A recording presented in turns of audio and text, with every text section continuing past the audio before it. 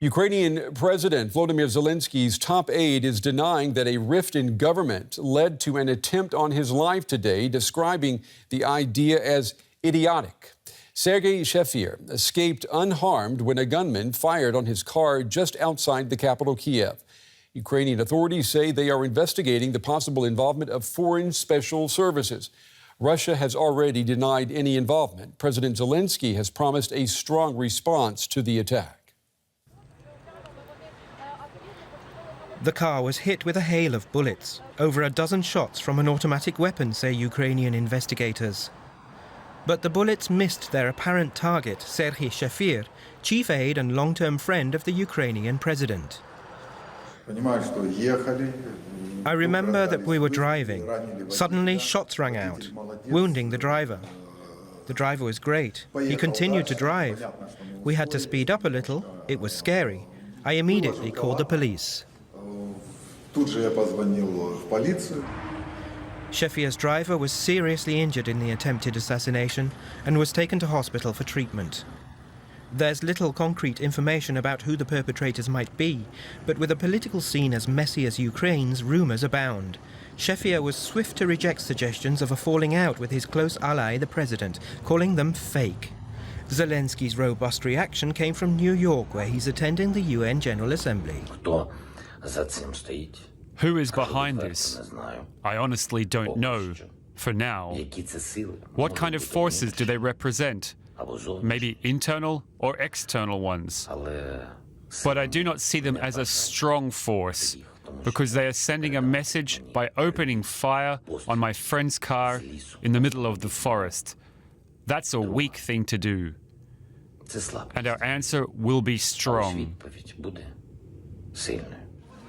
The attack comes as the president's office tries to get a bill through parliament to curb the power of the country's so-called oligarchs, a small group of super-rich businessmen who dominate economic and political life in Ukraine. Well, for more now, I'm joined by journalist Veronika Melko-Tserova. She has more from Kyiv. It's good to have you on the program.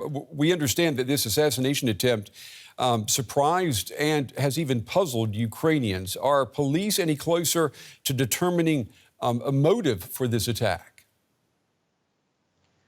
Well, they have three main versions. One of them is destabilization of the region by external forces. Another one is Sheffield professional activity, but President's office has been pushing another version, is that this was an attempt to pressure the highest government in Ukraine because of its course on de-oligarchization, which many in Ukraine find very unpleasant because it will cut a lot of money flows to the super rich.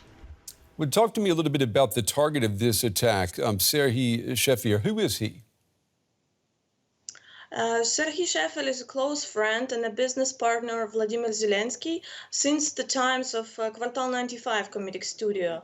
They were basically pretty close always since the start of the political campaign of Volodymyr Zelenskyy. Shefir joined him, and then he became a top aide in the president's office. Until recently, they were very friendly, but according to various sources in Ukrainian media, there was a feud between Zelenskyy and Shefir recently. However, both deny that, saying that their alliance is as strong as it was during the start of the campaign. And we heard today that President Zelenskyy has promised a strong response to this. Does he have the power to make sure that this crime is thoroughly investigated, given Ukraine's poor track record on solving high-profile cases? Well, under Ukrainian law, he doesn't have that power. However, Mr. Zelenskyy likes micromanaging stuff. And basically, our interior minister told once that he searched for advice from Volodymyr Zelenskyy very often.